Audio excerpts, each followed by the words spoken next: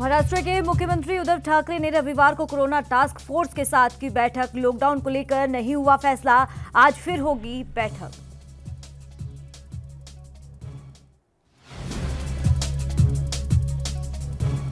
महाराष्ट्र दिल्ली में कोरोना का कहर लगातार जारी। एक दिन में अब तक के सबसे ज्यादा कोरोना मामले आए सामने। महज 5 राज्यों में 71% एक्टिव केस।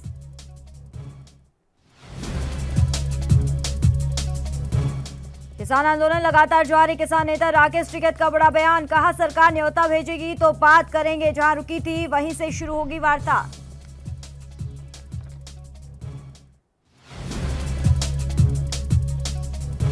हरिद्वार महाकुंभ में सोमवती अमावस्या का पवित्र शाही स्नान आज। कोरोना के साए में हर की पेड़ी में सिर्फ संत लगाएंगे डुबकी।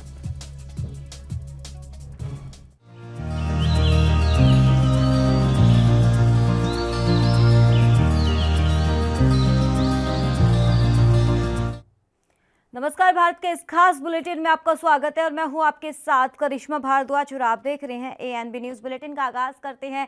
कोरोना मामले को लेकर एक बड़ी लापरवाही सामने आई है। जब उत्तर प्रदेश के पूर्व मुख्यमंत्री अखिलेश यादव हरिद्वार में अखाड़ा परिषद अध्यक्ष महंत नरेंद्र गिरी महाराज से मिलने पहुंच गए और इस मौके पर अखिलेश ने उन्हें माला पहनाकर और शॉल ओढ़ाकर सम्मानित किया। फोटो में अखिलेश यादव और महंत नरेंद्र गिरी महाराज के मुलाकात के दौरान और भी कई लोग नजर आ रहे हैं, जिसमें 2 व्यक्ति ने तो मास्क तक नहीं लगाया था।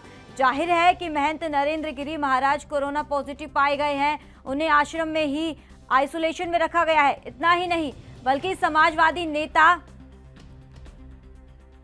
आपको बता दें कि सपा नेता अखिलेश यादव ने खुद ही ट्वीट करते हुए पुष्टि की है कि वो नरेंद्र गिरी महाराज से मिले हैं और उनका आशीर्वाद लिया है। और ऐसे में अखिलेश यादव का महंत नरेंद्र गिरी महाराज से मिलना कई सारे सवाल खड़े कर रहा है। कोविड प्रोटोकॉल के मुताबिक अगर कोई व्यक्ति कोरोना पॉजिटिव पाया जाता है तो उसे क्वारंटाइन कर दिया जाता है और इस दौरान उसे किसी व्यक्ति से मिलने की इजाजत नहीं दी जाती। इसके अलावा अगर कोई व्यक्ति सामान पहुंचाने के लिए भी आता है तो वह बाहर दरवाजे पर ही छोड़कर चला जाता है और जिससे कि संबंधित व्यक्ति के संपर्क में ना आ सके।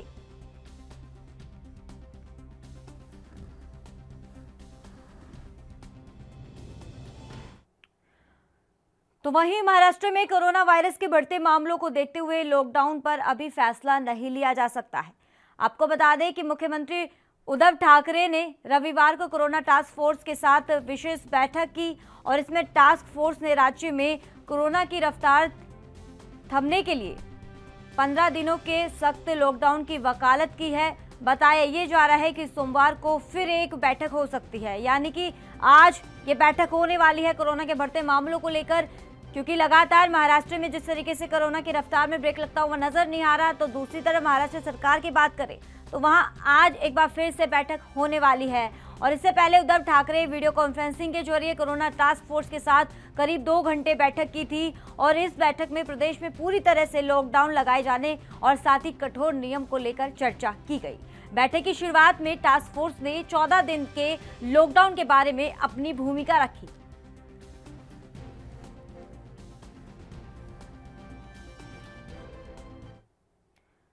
तो वहीं उत्तर प्रदेश में बढ़ते कोरोना मामलों के चलते योगी सरकार ने एक बड़ा फैसला लिया है। दरअसल यूपी में 30 अप्रैल तक 12वीं कक्षा तक के स्कूल पूरी तरीके से बंद कर दिए गए हैं। बता दें आपको ये कि पहले से ये तय की गई है कि परीक्षा निश्चित समय पर ही होगी और साथ ही साथ स्टाफ जरूरी काम के लिए स्कूल में आ सकता है। दूसरी ओर कॉलेज और कोचिंग सेंटर भी बंद करने का आदेश दे दिया है।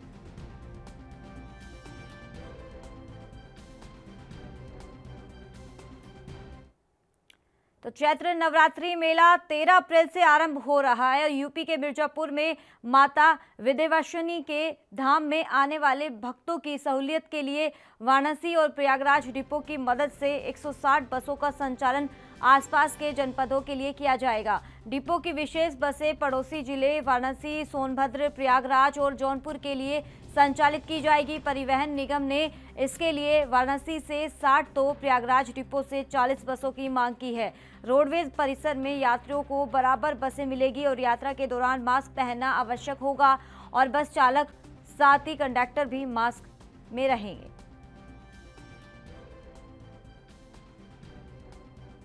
नवरात्र मेले में के लिए डिपो की तरफ से प्रयागराज और वाराणसी के डिपोज के सहयोग से 160 बसें लगाने की योजना है। चूँकि कोरोना काल चल रहा है, इसकी आशंका को देखते हुए सभी यात्रियों से यह अनुरोध किया गया है कि मास्क पहने रहेंगे। कंडक्टर ड्राइवर भी मास्क पहने रहेंगे और जहाँ तक संभव होगा सोशल डिस्टेंसिंग का पालन करेंगे, जिससे कि किसी तरह की आशंका न रहे। मिर्जापुर जनपद में मां विंध्यवासिनी के धाम पहुंचेंगे देश से कोने कोने से श्रद्धालु। आपको बता दें कि मां विंध्यवासिनी के धाम में 13 अप्रैल से चैत्र नवरात्रि का मेला शुभारंभ होने जा रहा है, जिसकी तैयारी पूरी प्रशासन द्वारा की गई है। वही आपको बता दें कि सरकारी बस सेवा भी 160 बसें चलाई जाएंगी यात्रियों को आने जाने के लिए अन्य जनपदों से। वही बसों में कोरोना गाइडलाइंस का भी पालन किया जाएगा। मिर्जापुर से एएनबी न्यूज संवाददाता राम कुमार सिंह। तो वहीं छत्तीसगढ़ के कांतेय में तैनात सेना के जवान का पार्थिव शरीर जवान के गांव कठमरा पहुंचा है। और आपको बता दें कि सेना के अधिकारियों के मुताबिक सेना के जवान ने खुद की राइफल से खुद को गोली मारकर आत्महत्या की थी। मृतक जवान की पत्नी और परिजनों ने सेना के अधिकारियों पर ये आरोप लगाए हैं कि मेरा बेटा सुसाइड नहीं कर सकता, मेरे बेटे की हत्या की गई है।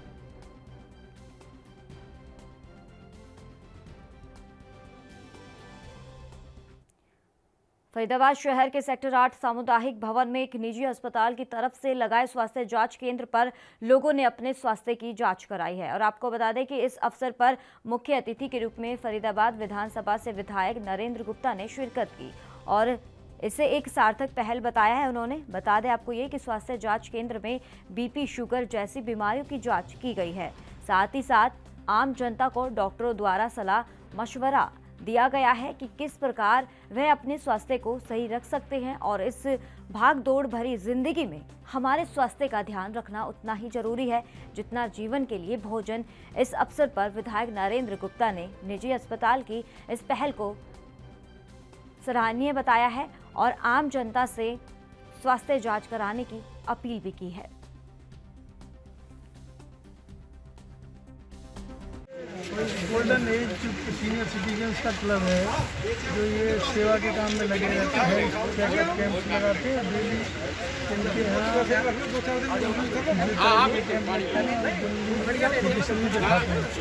कोरोना काल में जहाँ इनका ये संस्था चलती थी, इसमें कुछ बंद होने की वजह से सब लोगों ने गेट्स वगैरह, उनका फर्नीचर चोरी वगैरह हो गया था।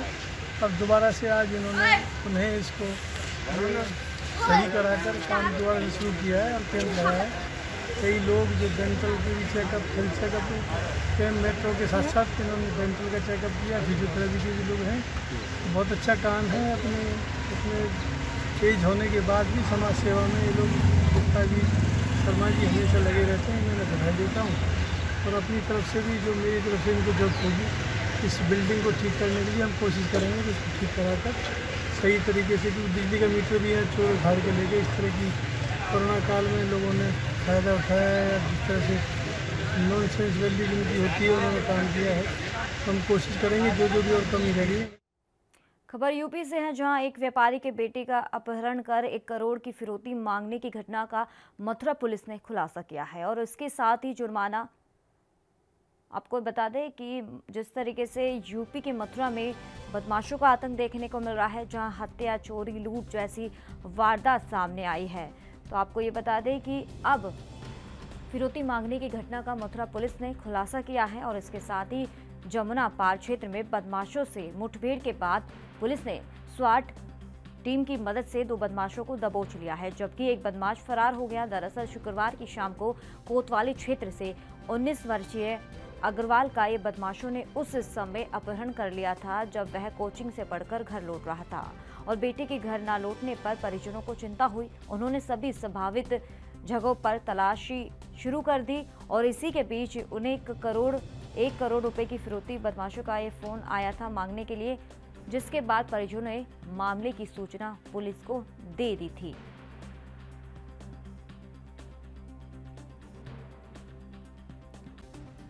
देखिए, जनपद मथुरा के गोविंद नगर थाना क्षेत्र के रहने वाले गंतव्य अग्रवाल 19 वर्षीय छात्र जो बीकॉम की पढ़ाई कर रहे हैं, वो 9 तारीख को अपने घर से कोचिंग के लिए निकले थे। शाम को उनको वापस आना था, घर नहीं लौटे तो घर वालों ने ढूंढना शुरू किया। कोचिंग से भी जानकारी की, लेकिन सफलता ना मिलने पर और मोबाइल स्विच ऑफ आने पर रात्रि में 12:30 के आसपास थाना कोतवाली पर सूचना दी गई। इस सूचना को तत्काल दर्ज किया गया, टीमें डिप्यूट की गई। इसमें एक संदिग्ध जो कि आखिरी समय पर उनके साथ देखा गया था, उसके साथ जाना पाया गया था, उससे पूछताछ हुई, उसमें काफ़ी लीड्स मिली। इसी दौरान कल शाम के आसपास जो गंतव्य अग्रवाल है उनके चाचा जी के फ़ोन पर एक रैंसम कॉल आया, जिसमें इसकी सकुशल उसके लिए 1 करोड़ रुपए की फिरौती मांगी गई। इसके बाद कई कॉल्स उनके मोबाइल पर आई। इसी सूचना को भी संज्ञान में लिया गया। टीम्स ऑलरेडी फील्ड में थी, सर्विलांस के माध्यम से उनको भी और जानकारियां प्राप्त की गई। रात्रि के समय पर जब टीम इस गिरोह का पीछा कर रही थी तो जमनापार थाना क्षेत्र में उनके साथ मुठभेड़ हुई है, जिसमें एक जो मुख्य अभियुक्त है इसका शिवा बोरे, उसके पैर में गोली लगी है, जिसको हॉस्पिटल में भर्ती कराया गया है। इस मुठभेड़ में जो गंतव्य अग्रवाल अपहृत है उनको सकुशल बरामद किया गया है। बरामद करने के बाद उनको उसका मेडिकल कराने के बाद उनके पेरेंट्स को सौंप दिया गया है। इस पूरी जो ऑपरेशन है 24 घंटे की भी कम की अवधि में इस अपहरण कांड को, जिसमें कि 1 करोड़ की फिरौती मांगी गई थी, उसमें अपहृत को सकुशल। इस बीच बड़ी खबर की तरफ रुख कर लेते हैं। चंडीगढ़ से बड़ी खबर है सीधे आपके टीवी स्क्रीन पर। पीजीआई चंडीगढ़ में आज से ओपीडी नहीं। डॉक्टरों और मरीजों में कोरोना का लगातार संक्रमण बढ़ना शुरू हो चुका है। तो संक्रमण के फैलने के खतरे को देखते हुए ये बड़ा फैसला लिया गया है।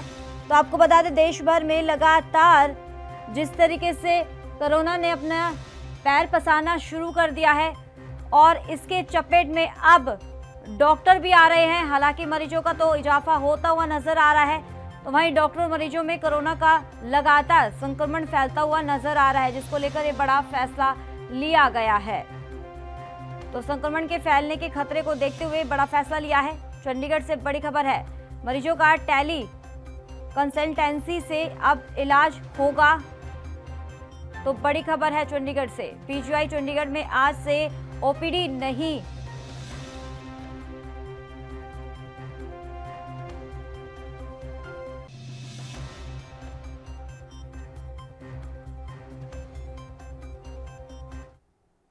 रुक कर लेते हैं खबरों की ओर। हरियाणा के फरीदाबाद से एक खबर है, जहां जिला प्रशासन ने कोरोना वॉरियर्स को सम्मानित करने के लिए एक कार्यक्रम का आयोजन किया गया और इस अवसर पर कैबिनेट मंत्री मूलचंद शर्मा ने कोरोना काल के दौरान प्लाज्मा डोनेट करने वाले लोगों के साथ ही स्वास्थ्य विभाग के कर्मचारियों और साथ ही धार्मिक सामाजिक संगठनों, साथ ही एनजीओ के उन लोगों को सम्मानित किया है जिन्होंने पीड़ित संक्रमितों का इलाज अपनी जान की परवाह न करते हुए किया था। तो वहीं संस्थाओं के उन लोगों को भी सम्मानित किया गया है जिन्होंने भूखों को घर घर जाकर राशन और भोजन उपलब्ध करवाया था। और इस दौरान मंत्री मूलचंद शर्मा का क्या कुछ कहना है वो आपको सुनाते हैं। कोरोना का जो हाल बेहाल हुआ था और सब लोगों ने कोरोना जैसी सामाजिक धार्मिक संस्थाओं ने, सरकारी अधिकारी, प्राइवेट संस्थाओं ने रेड क्रॉस के माध्यम से जो मदद करी थी, किसी को दवाई दिलवाना, किसी घर पे पहुंचाना, हॉस्पिटल पहुंचाना, कहीं भूखे को अन्न पहुंचाना, इस तरह के जो हालात जो देश और दुनिया में गुजरे थे और रेड क्रॉस के माध्यम से सब लोगों ने काम करा है। सब सामाजिक धार्मिक संगठन और छोटा हो बड़ा हो सब ने इसमें काम करा। पत्रकार, छायाकार बंधु सभी साथी इससे मिले थे। इस लड़ाई की जंग में हम सब लोगों ने मिलकर जीता है, पर आने वाले समय के लिए भी हमें सब लोगों को तैयार रहना है। अभी बीमारी गई नहीं है, अभी हमारे दरवाजे पर खड़ी है, अभी गई नहीं है, इसके लिए भी हमें आगे तैयार रहना है। यूपी में त्रिस्तरीय चुनाव को लेकर सरगर्मियां तेज होती हुई नजर आ रही है, जिसके चलते जहां एक और उम्मीदवारों में अपना ये उत्साह है और आपको बता दें कि वहीं दूसरी ओर शासन प्रशासन ने भी चुनाव को लेकर तैयारियां में जुट चुकी है। और साथ ही खबर जालौन से ये बता रहे हैं आपको, जहां त्रिस्तरीय पंचायत चुनाव को लेकर पुलिस प्रशासन पूरी तरीके से सक्रिय हो चुका है और इसके चलते रविवार को कानपुर जोन के एडीजी भानु भास्कर जालौन के जिला मुख्यालय उरई पहुंचे, जहां उन्होंने त्रिस्तरीय पंचायत चुनाव को लेकर जनपद के समस्त पुलिस अधिकारियों के साथ विकास भवन सभागार में बैठक की। और इसी दौरान भानु भास्कर ने कहा कि पंचायत चुनाव में गड़बड़ी करने वाले लोगों के खिलाफ सख्त कार्रवाई की जाए और साथ ही जिन पर चुनाव में गड़बड़ी करने का शक हो उनके खिलाफ सख्त कार्रवाई करने के निर्देश दिए गए हैं।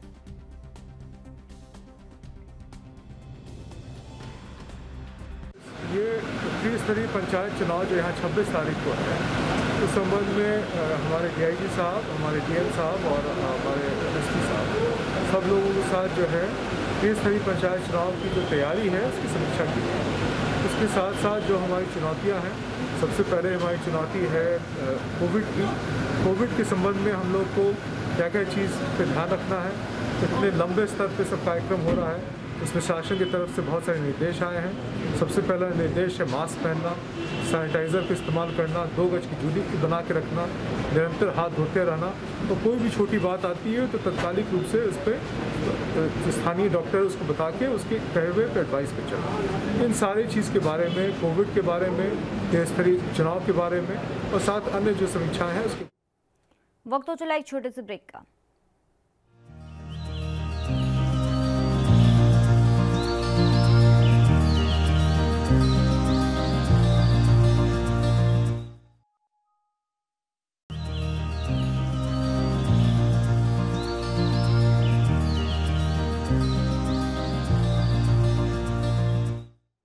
ब्रेक के बाद आपका एक बार फिर से स्वागत है। रुक कर लेते हैं अगली खबर का। दिल्ली में कोरोना के बढ़ते खतरों को देखते हुए सीएम अरविंद केजरीवाल ने कहा कि संक्रमण को फैलने से रोकने के लिए हमारी सरकार 3 स्तर पर काम कर रही है और साथ ही उन्होंने ये भी कहा कि अस्पतालों के अंदर बेड्स की कमी हो गई है और तो दिल्ली में लॉकडाउन लगाना पड़ सकता है। साथ ही उन्होंने ये भी कहा कि कई पाबंदियां लगाई गई है और उन्हें फॉलो करें। सीएम अरविंद केजरीवाल ने कहा कि कोरोना के प्रोटोकॉल फॉलो करने होंगे और मास्क पहनिए और साथ ही जब जरूरी हो तो तभी घर से बाहर निकले और हम कोशिश कर रहे हैं कि अस्पताल में बेस्ट से बेस्ट इलाज मिले। और नवंबर के महीने में 8,000 की पिक आई है और आज मामले 10,000 के पार चले गए हैं। उन्होंने कहा कि दिल्ली में कोरोना ऐप आज भी काम कर रहा है। किस अस्पताल में बेड मौजूद है उस ऐप से देख सकते हैं। जहां बेड हो वहां मरीज को सीधे लेकर जाओ। लोग प्राइवेट अस्पताल की तरफ दौड़ रहे हैं, सरकारी अस्पताल में अच्छे इंतजाम है, वहां भी जाए। सीएम केजरीवाल ने कहा कि लॉकडाउन कोरोना से जूझने का समाधान नहीं है। लॉकडाउन तब लगेगा जब अस्पताल की व्यवस्था चरमरा जाए। सीएम ने आगे ये कहा कि इसलिए केंद्र सरकार वैक्सीनेशन पर पाबंदियां हटाए और अगर वैक्सीनेशन तेज कर दे तो कोरोना का समाधान हो सकता है। एक अस्पताल से खबर आई है कि डॉक्टर्स को वैक्सीन की दोनों डोज के बाद भी कोरोना हो रहा है। एक्सपर्ट का ये कहना है कि वैक्सीन लगाने के बाद आपको सीरियस कोरोना नहीं होगा, आपकी मौत नहीं होगी।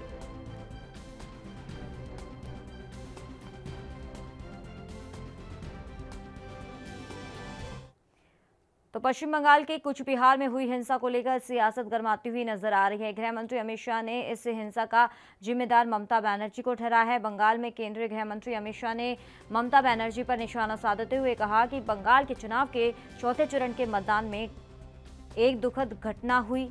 अमित शाह ने इसी दौरान कहा कि मैं बंगाल की जनता से वादा करता हूँ कि 2 मई के बाद जब बंगाल में मोदी जी के नेतृत्व में बीजेपी सरकार बनेगी तो यह चुनावी हिंसा, राजनीतिक हिंसा हमेशा के लिए बंगाल को छोड़कर चली जाएगी। मैं आपको कहकर जाता हूं कि आप परिवर्तन कर दीजिए। 3 तारीख को उनके अंतिम संस्कार की व्यवस्था 10 साल के बाद एक अर्थव्यवस्था की भी समस्या है। आपको घुसपैठ को सीरियसली लेना चाहिए, वरना बहुत बड़ी दिक्कत आएगी। हम कोई सलामत नहीं दे सकते, देश भी कैसे सलामत रहे। पर ममता दीदी को पूछते हैं। पश्चिम बंगाल विधानसभा चुनाव के 5वें चरण के लिए चुनाव प्रचार चरम पर है और राज्य के सियासी मैदान में उतरे गृह मंत्री अमित शाह ने रविवार को बशीर हाट दक्षिण में एक रैली के दौरान कहा कि दीदी अभी बौखलाई हुई है। रोज वो कह रही है कि अमित शाह इस्तीफा दो, आपके कहने से मैं इस्तीफा नहीं दूंगा। बंगाल की जनता अगर मुझे कहे तो मैं इस्तीफा दूंगा। इस मुद्दे पर तमाम नेताओं ने प्रतिक्रिया दी है। किसने क्या कुछ कहा वो आपको सुनाते हैं।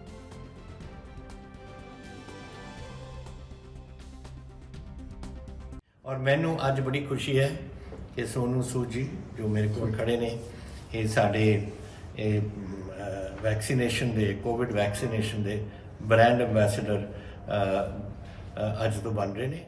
मैं ही कहना चाहांगा कि मैं बॉम्बे 'ਚ रहना है, पंजाब 'ਚ मेरा घर है मोगे ਦੇ ਵਿੱਚ ਤੇ ਅਸੀਂ ਹਮੇਸ਼ਾ ਦੇਖਿਆ ਕਿ बड़े स्टेट्स ने बड़िया तकलीफां कोरोना के दौरान देखिया, लेकिन पंजाब हमेशा बाहर निकला क्योंकि अपने पंजाबी भरावां ने हर चीज़ का ध्यान रखा, चाहे आप मास्क पाइए या वैक्सीनेशन जिन्हें आप सोशल नॉर्म्स आप रखे उसका ध्यान रखा गया। ਹੁਣ ਜਦੋਂ ਵੈਕਸੀਨੇਸ਼ਨ ਦੀ ਗੱਲ ਆਉਂਦੀ ਤਾਂ ਆਪਾਂ ਬਹੁਤ ਸਾਰੇ ਲੋਕਾਂ ਨੇ ਟੀਕੇ ਲਵਾਉਣ ਤੋਂ ਦੂਰ ਭੱਜਣ ਦੀ ਕੋਸ਼ਿਸ਼ ਕਰਦੇ।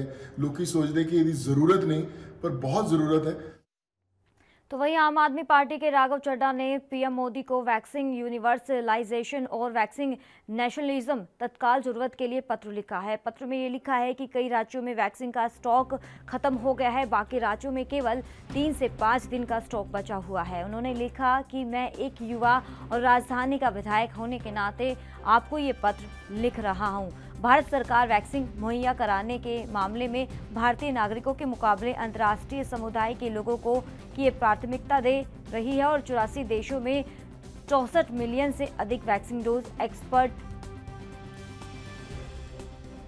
तो आपको बता दें कि एक्सपोर्ट करते समय भारतीय नागरिकों के मौलिक अधिकारों का उल्लंघन किया है और नागरिकों को मौलिक अधिकारों के तहत बुनियादी स्वास्थ्य सेवाओं और वैक्सीन का अधिकार है। राघव ने लिखा कि कोरोना देश में वैक्सीन की भारी कमी है और इसके कारण हजारों वैक्सीनेशन केंद्र बंद हो चुके हैं।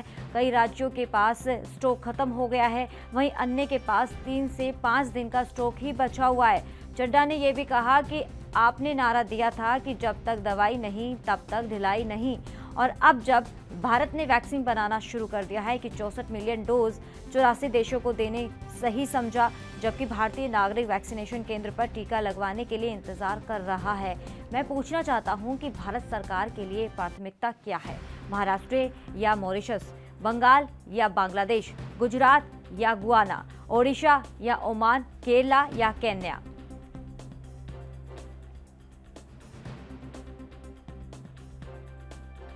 उनके पास वैक्सीन अवेलेबल थी वो खत्म हो गए होने वाली है। 48 घंटे में 72 घंटे में वैक्सीन हर राज्य के पास लगभग खत्म हो जाएंगी। और दूसरी ओर अपनी छवि चमकाने के लिए, अपनी वाहवाही अंतर्राष्ट्रीय मंच पे लूटने के लिए इस सरकार ने और प्रधानमंत्री जी ने हिंदुस्तान में बनी ये पेशकीमती लाइफ सेविंग जिंदगी की रक्षा करने वाली, आपको सुरक्षा कवच पहनाने वाली वैक्सीन को एक्सपोर्ट कर दिया भारत के बाहर। मैं आपको बताना चाहूंगा कि 64.5 मिलियन डोजेज यानी कि 645 लाख बेशकीमती वैक्सीन डोजेज मोदी सरकार ने 84 देशों को बाहर भेज दिए एक्सपोर्ट करनी है। लेकिन वैक्सीन आपको और हमको नहीं लगी है। आज हमें कहा गया था कि जब तक दवाई नहीं तब तक ढिलाई नहीं। अब जब दवाई आ गई, अब जब वो बहुत कीमती जान की रक्षा करने वाली, आपको सुरक्षा कवच देने वाली वैक्सीन जब बन गई, हिंदुस्तान में बन गई, तो सबसे पहले इस देश में वो वैक्सीन भारत देश के 135 करोड़ जनता को, आबादी को लगनी चाहिए। मैं प्रधानमंत्री जी से पूछना चाहता हूं कि प्रधानमंत्री जी, आपके लिए कौन ज्यादा जरूरी है? भारत के लोग 135 करोड़ आबादी जिसने आपको चुनावों में जिताकर प्रधानमंत्री बनाया, या अन्य देशों के लोग और अंतर्राष्ट्रीय मंच की वाहवाही? मैं पूछना चाहता हूं कि केन्या के लोग ज्यादा जरूरी हैं प्रधानमंत्री जी के लिए या केरला के? बांग्लादेश के लोग ज्यादा जरूरी हैं कि देश में कोरोना का टीकाकरण लगातार जारी है। कई लोगों ने दूसरी डोज भी ले ली है तो कुछ लोग ने पहली डोज ली है और इस बीच कई लोग ऐसे भी हैं जो कि टीका लेने से अभी भी कतरा रहे हैं और ऐसे में सरकार हर संभव कोशिश में जुटी हुई है कि योग्य लोग बिना किसी हिचक के कोरोना का टीका लें। हालांकि कुछ लोग अभी भी टीका लेने से डर रहे हैं और इस बीच पंजाब सरकार ने कोरोना टीकाकरण अभियान को लेकर बड़ा फैसला लिया है। एक्टर सोनू सूद को पंजाब ने कोरोना टीकाकरण अभियान का ब्रांड एम्बेसडर बनाया है और आपको बता दें, और इसी दौरान को बनाने के बाद मुख्यमंत्री अमरिंदर सिंह ने उन्हें बधाई भी दी है। पंजाब के मुख्यमंत्री कैप्टन अमरिंदर सिंह ने सोनू सूद से मुलाकात की।